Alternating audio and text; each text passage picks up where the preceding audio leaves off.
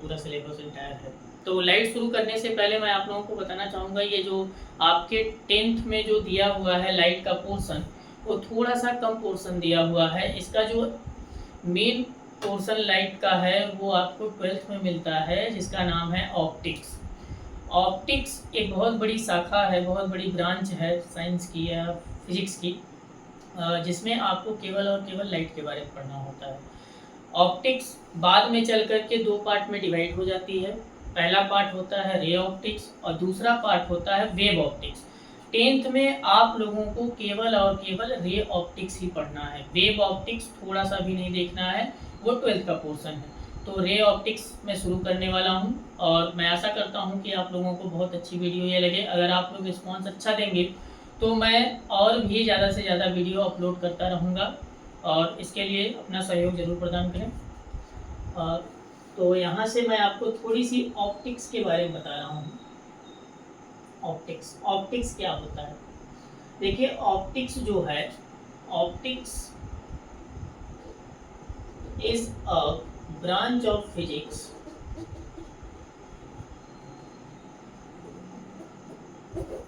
in which we study about light. Optics physics की एक branch होती है जिसमें हम क्या करते हैं, लाइट के बारे में पढ़ते हैं। बाद में यही ऑप्टिक्स आपको दो पार्ट में मिलती है। पहला है रे ऑप्टिक्स और दूसरा है वेव ऑप्टिक्स।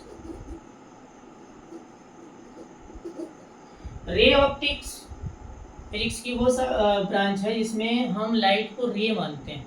रे का मतलब, अगर कोई सोर्स ऑफ लाइट है, अगर यहाँ से कोई सोर्स ऑफ लाइट है, अगर ये चल रहा है यहाँ से, तो लाइट की रे जो होती है वो सीधे सीधे चलती है रे के फॉर्म, इस तरीके से। अगर लाइट को हम एक रे मानते हैं तो वो रे ऑप्टिक्स में पढ़ाया जाता है, बताया जाता है। रे ऑप्टिक्स में ही हम सीखते हैं रिफ्लेक्शन, रिफ्रैक्शन और प्रिज्म द्वारा रिफ्रैक्शन, और बाकी सब जितने भी 10th के पोर्शन है वो रे ऑप्टिक्स में ही आते हैं। वेव ऑप्टिक्स जो है ये 12th का पार्ट है। इसमें लाइट को एक वेव की तरह ट्रीट किया गया है, लाइट को एक वेव माना गया है। बाद में चल करके लाइट को दोनों मान लिया गया है, लाइट वेव भी है और रे भी है, पार्टिकल नेचर भी शो करता है। तो ये था थोड़ा सा बेसिक इंफॉर्मेशन ऑप्टिक्स क्या होता है। और ऑप्टिक्स को दो पार्ट में डिवाइड किया गया है, रे ऑप्टिक्स और वेव ऑप्टिक्स। अब हम शुरू करेंगे 10th का अपना पोर्शन।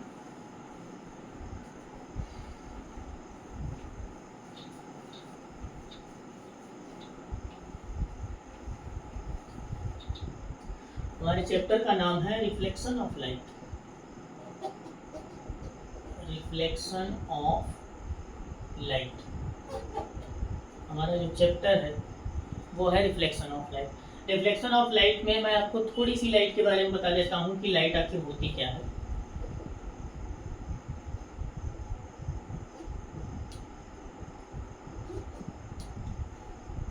देखिए, लाइट क्या होता है, जैसे चीज़ों को हमें देखना है तो हमें चीज़ों को देखने के लिए हमारे पास आँखें होती हैं, हम अपनी आँखों से हर एक चीज़ को देखते हैं। लेकिन अगर इस पूरी दुनिया से अगर लाइट को निकाल दिया जाए तो हम किसी भी चीज़ को नहीं देख पाएंगे, हमारे पास आँख है तो भी नहीं। यानी हमारी आँख होने के बावजूद भी हमें लाइट की बहुत ज़्यादा ज़रूरत होती है चीज़ों को देखने के लिए। तो इसको डिफाइन करते हैं कि लाइट जो है एक प्रकार का मीडियम है। लाइट जो है एक प्रकार का मीडियम है जिसकी हेल्प से मैं क्या करता हूँ, सभी वस्तुओं, सभी ऑब्जेक्ट को देखता हूँ। तो यानी हम लिख सकते हैं light is a medium, light is a medium through which we can see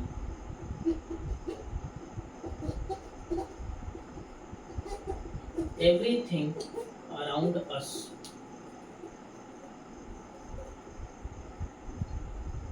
light एक प्रकार का मीडियम है। मीडियम का मतलब जो हमारी हेल्प करे, वो हमारे लिए मीडियम का काम करता है।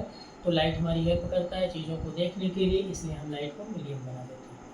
ये होता है लाइट की डिफिनेशन। बाद में हम देखते हैं प्रॉपर्टीज ऑफ लाइट क्या है। प्रॉपर्टीज ऑफ लाइट,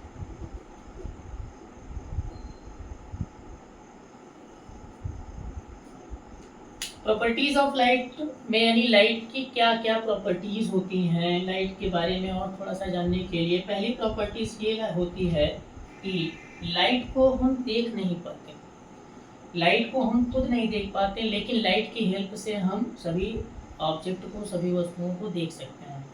यानी पहला जो इसके प्रॉपर्टीज होगा, we can not see the light but through light we can see everything around us. यानी पहला है we can not see light but with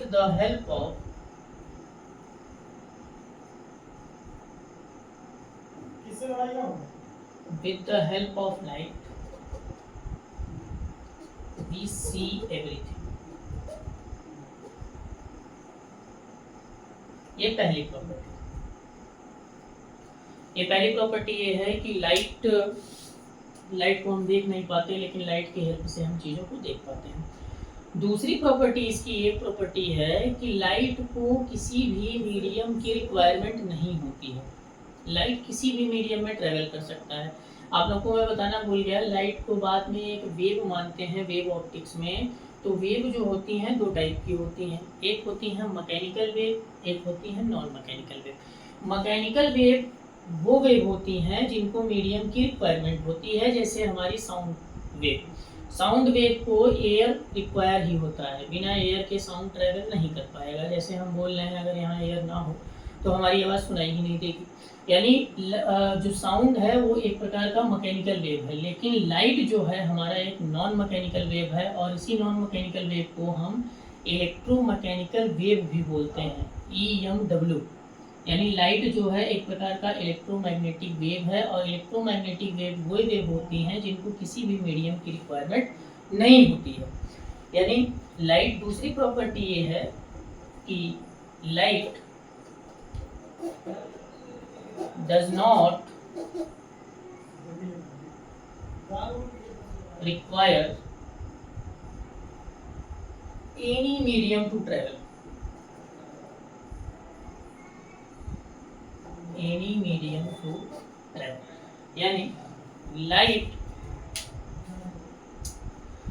को किसी भी मीडियम की रिक्वायरमेंट नहीं होती है, वो किसी भी मीडियम में ट्रेवल कर सकता है। ये इसकी दूसरी प्रॉपर्टी है। लेकिन इसकी तीसरी प्रॉपर्टी जो है इसकी स्पीड के बारे में। लाइट जो होता है वो डिफरेंट मीडियम में डिफरेंट स्पीड से चलता है। यानी लाइट की स्पीड के लिए मीडियम रिक्वायर होता है। यानी मीडियम के चेंज होने पर लाइट की जो स्पीड होगी वो चेंज हो जाएगी। जैसे मीडियम चेंज करने का मतलब ये है कि अभी आप एयर में हैं, एयर से आप वाटर में जाइए, वाटर से आप ग्लास में जाइए, ग्लास से अगर लाइट की रे निकल रही है, अगर वो वाटर में जा रही है तो उसकी स्पीड में चेंज हो जाएगा। यानी कहने का मतलब ये है the speed of light depends upon medium. The speed of light depends upon a medium. तो अगली प्रॉपर्टी जो लाइट की हो जाएगी वो ये हो जाएगी कि the speed of light depends upon medium. अगली प्रॉपर्टी, तीसरी प्रॉपर्टी ये है the speed of light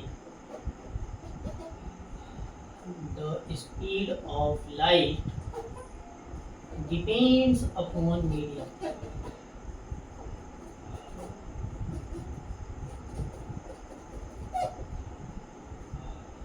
that is, यहाँ दैट इज करके आप लिख सकते हैं, लाइट ट्रेवल्स विथ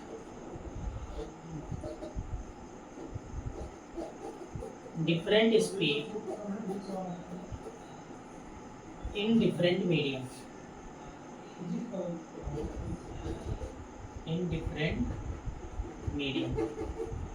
और आपको चौथी प्रॉपर्टी ये है कि लाइट जो होता है वो वैक्यूम में सबसे फास्टेस्ट मूव करता है।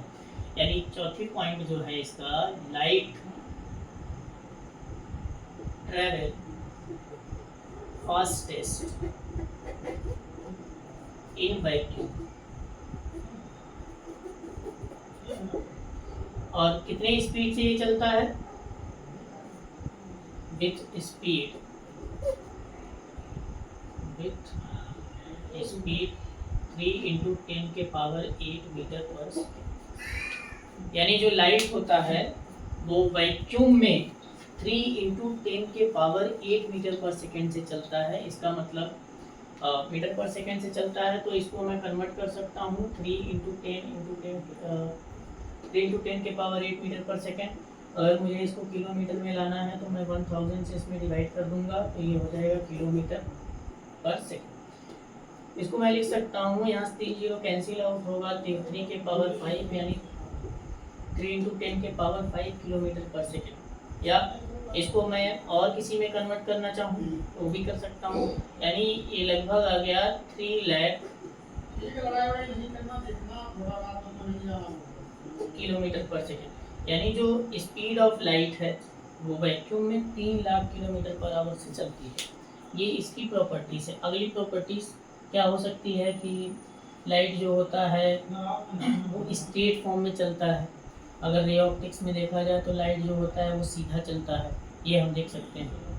तो ये रहा लाइट की प्रॉपर्टीज। इसके बाद मैं आप लोगों को कुछ लाइट की और इन्फॉर्मेशन देता हूँ, जो कुछ इस प्रकार से।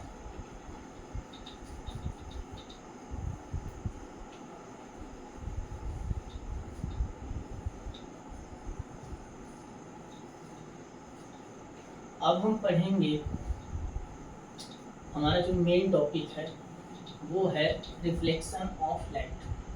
तो पहला हेडिंग है हमारा reflection of light. Reflection of light.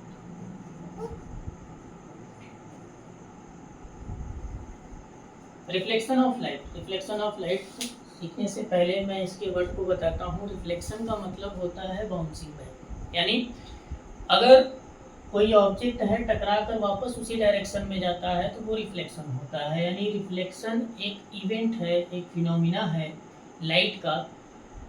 जब लाइट क्या करती है, किसी स्मूथ सरफेस से टकराती है। स्मूथ सरफेस से वो क्या हो, एक तरफ से पेंटेड हो और दूसरा हिस्सा उसका बहुत ही स्मूथ हो, पॉलिश्ड हो।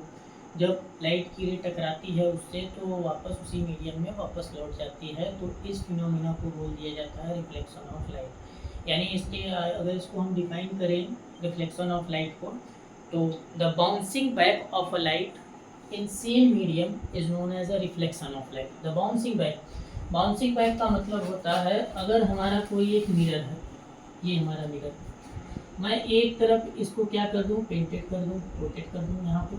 यहाँ पे मैंने रोटेट कर दिया। लाइट की रे क्या की, यहाँ से आई, लाइट की रे ऐसे आई सीधे, यहाँ से आई और लाइट की रे इस सरफेस से टकराई, सरफेस को थोड़ा हीट किया और यहाँ से ये सीधे निकल गई वापस। देखिए कुछ इस तरीके से वापस निकल गई। और इसी वापस निकलने की फिनोमिना को ही बोला जाता है रिफ्लेक्शन ऑफ लाइट। इसका डेली लाइफ में हम एग्जांपल भी देखते हैं। जैसे हम सभी ऑब्जेक्ट को देख पाते हैं तो रिफ्लेक्शन ऑफ लाइट से ही देख पाते हैं। और लाइट क्या होता है, ऑब्जेक्ट पे पड़ता है, हमारी आँखों में जाता है, उससे रिफ्लेक्ट होकर हमारी आँखों में जाता है, इसलिए दिखाई देता है। मिरर में हम अपने आप को देख पाते हैं तो उसमें सबसे बड़ा कारण यही है रिफ्लेक्शन ऑफ लाइट। अगर रिफ्लेक्शन ऑफ लाइट ना हो तो हम ऑब्जेक्ट को देख ही नहीं पाते। तो ये है रिफ्लेक्शन ऑफ लाइट। यहाँ इसके कुछ टर्म्स को जान लेते हैं कि रिफ्लेक्शन ऑफ लाइट में होता क्या है। ये मिरर जो मैंने यूज़ किया था इसका नाम मैं ले चुका हूँ यम। ये जो रे आ रही है मिरर के तरफ, इसका नाम है इंसिडेंट रे। ये जो रे आ रही है इसका नाम है इंसिडेंट रे। तो मैं इसको इंसिडेंट रे बना देता हूँ। ये हमारा इंसिडेंट रे।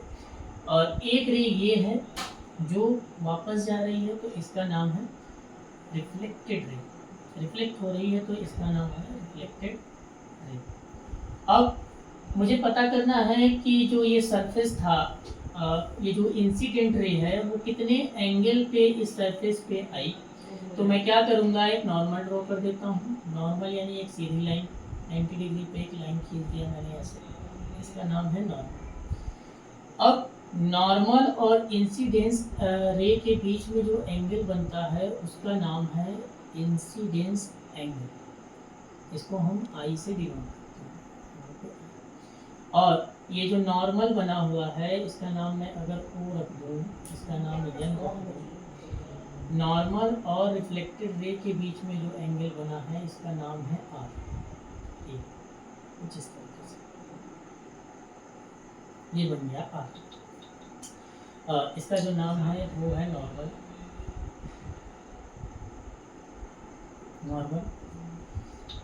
और भी कुछ एंगल होता है, जैसे कि ये मिरर और ये इंसिडेंस रे के बीच में जो बना है उसको बोला जाता है glancing angle of incidence. Glancing angle of incidence को मैं आई जी से डिनोट करता हूँ। और रिफ्लेक्टेड रे और मिरर के बीच में जो बनता है उसको ग्लैंसिंग एंगल ऑफ रिफ्लेक्शन बोलते हैं, रिफ्लेक्शन एंगल। तो इसको मैं आर जी से डिनोट करता हूँ, ग्लैंसिंग एंगल ऑफ रिफ्लेक्शन। तो ये पूरा जो फिनोमिना आपको दिख रहा है अभी यहाँ पे, इसी को बोला जाता है, इसी को reflection of light, reflection of light. ये है हमारा reflection of light. Reflection of light क्या है? The bouncing back of a medium in same medium. Light की रे क्या करती है, किसी स्मूथ पॉलिश्ड सरफेस से टकराती है, टकराकर उसी मीडियम में वापस चली जाती है। तो इस फिनोमिना को ही बोल दिया जाता है रिफ्लेक्शन ऑफ लाइट। इसकी डिफाइन अगर मैं लिखना चाहूँ तो डिफाइन लिख सकते हैं हम कुछ इस तरीके से, the bouncing back, the bouncing back of light ray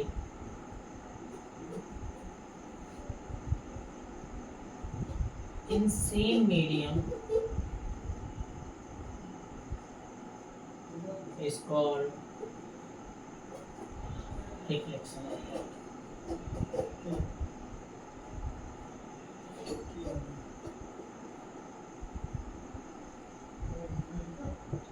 ये है आपका reflection of light.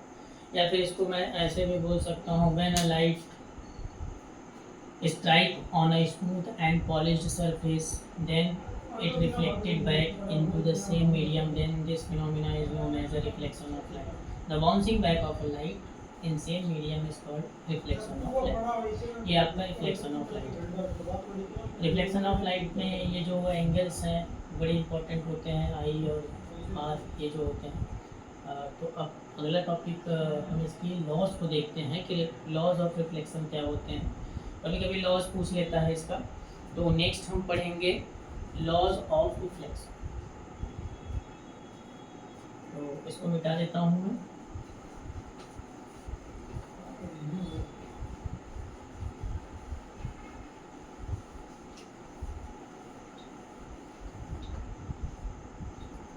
Laws of reflection, अगला हम देखेंगे laws of reflection.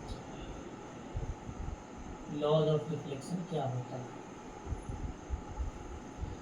Laws of reflection का मतलब रिफ्लेक्शन के कितने लॉ होते हैं? रिफ्लेक्शन के दो लॉ होते हैं। जैसा कि हम फिगर फिर से बना देते हैं। जो फिगर था हमारे पास यही फिगर था। एक रे आई थी, फिर ये वापस गई थी, ये हमारा रिफ्लेक्शन है ऐसे। यहाँ पे आई एंगल है, यहाँ पे आर एंगल है, ये ओ था, ये एन था। अगर मैं इनका नाम रखूँ, ये ओ, ये बी है, और ये M1 और ये M। तो लॉज ऑफ रिफ्लेक्शन में क्या होता है, इसके दो लॉ होते हैं। पहला लॉ ये होता है कि जो इंसिडेंस एंगल होता है ये आई, वो हमेशा और हमेशा इस एंगल के बराबर होता है। कहने का मतलब जितने एंगल पे इंसिडेंस रे आती है उतने ही एंगल पे हमारी रिफ्लेक्टेड रे जाती है। यानी जितने एंगल पे इंसिडेंट रे आई होगी उतने ही एंगल पे रिफ्लेक्टेड रे गई होगी। यानी इन दोनों का जो एंगल होता है वो सेम होता है। यानी angle i is equals to angle r, ये फर्स्ट लॉ है। तो यहाँ से मैं लिख, और दूसरा लॉ क्या कहता है, दूसरा लॉ ये बोलता है कि जो हमारा ये इंसिडेंस रे है और ये जो नॉर्मल है और ये जो हमारा रिफ्लेक्टेड रे है, ये तीनों और तीनों सेम प्लेन में होने चाहिए। यहाँ प्लेन का मतलब हो गया सरफेस। जैसे मेरा ये हाथ है, तो इस पे जो अगर मैं प्लेन कहूँ, मार्कर कहाँ रखा है, तो मेरे हाथ के प्लेन पे रखा हुआ है, जो हमारा हाथ है उसके प्लेन पे रखा हुआ है। इसी प्रकार से जो ये तीनों हैं, इंसिडेंस रे, रिफ्लेक्टेड रे और नॉर्मल, ये तीनों के तीनों कहाँ होने चाहिए, सेम प्लेन में होने चाहिए। ये हमारा रिफ्लेक्शन का दूसरा लॉ है। तो हम इसको लिख लेते हैं जल्दी से, क्या होता है।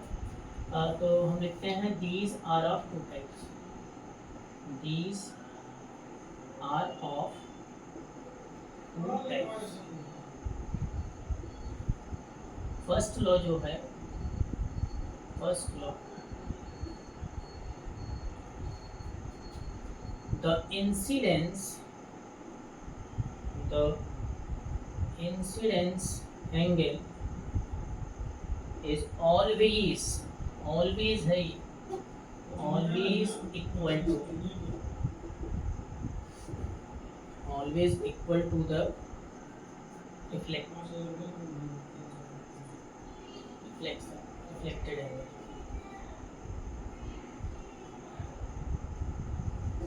रिफ्लेक्टेड एंगल या फिर angle of reflection.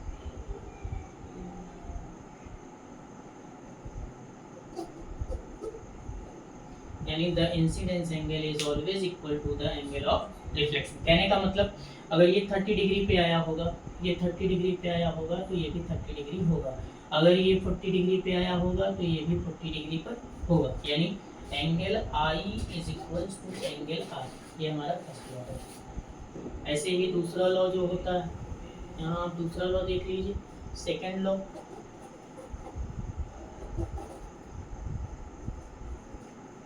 Second law जो होता है, द इंसिडेंस रे, the incident ray, reflected ray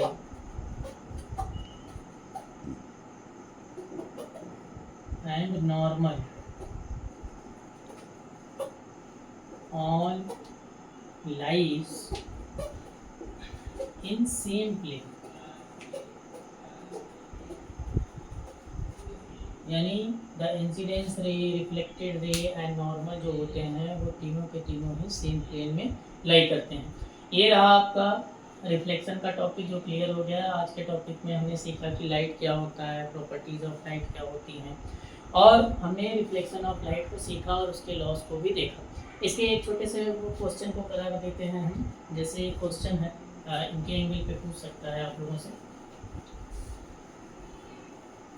जैसे क्वेश्चन कुछ इस टाइप का है, जैसे क्वेश्चन दें हम आपको कि ये कुछ सरफेस, देखिए मिरर किस कैसे भी रख सकता है वो मिरर आपको। जैसे ये वाला एंगल जो अगर 30 दिया हुआ है, तो ये एंगल 30 दिया हुआ है, तो आपसे पूछा है कि फाइंड द एंगल ऑफ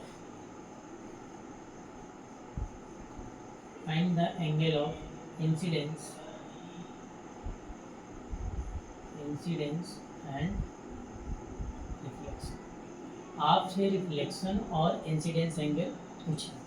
इस पूरे क्वेश्चन में ध्यान से देखिए, जो ये दिया हुआ है, अगर ये इंसिडेंस रे है और ये रिफ्लेक्टेड रे है, तो इस पूरे क्वेश्चन में हमें glancing angle of incidence given है, जो कि ये 30 डिग्री दिया हुआ है। अब हम क्या करेंगे, सबसे पहले एक नॉर्मल ड्रॉ कर लेंगे। जैसे ही हम यहाँ पे इस क्वेश्चन में एक नॉर्मल ड्रॉ करेंगे यहाँ पे, तो ये नॉर्मल इस वाले मिरर से 90 डिग्री बनाने लगेगा। ये पूरा जो एंगल होगा, यहाँ से यहाँ तक जो एंगल होगा वो 90 डिग्री होगा। इस 90 डिग्री को अगर मैं डिवाइड करूँ 30 और x में, तो अगर ये पूरा 90 ये 30 है, तो ये 60 हो जाएगा, ये पूरा 60 हो जाएगा। अब अगर ये 60 हुआ तो फर्स्ट लॉ लगा देंगे रिफ्लेक्शन का, अगर ये 60 तो ये भी 60 होगा। तो आसानी से हमारा आ गया, जो एंगल था वो 60 था, और जो रिफ्लेक्शन एंगल था वो भी 60 था। तो ऐसे छोटे छोटे क्वेश्चन आपको दिया जाता है एंगल ऑफ रिफ्लेक्शन के। और आगे के टॉपिक में मैं और क्वेश्चन कराऊंगा आप लोगों को। तो आज के लिए इतना ही। Thank you. देखते रहिए और अपना सपोर्ट देते रहिए।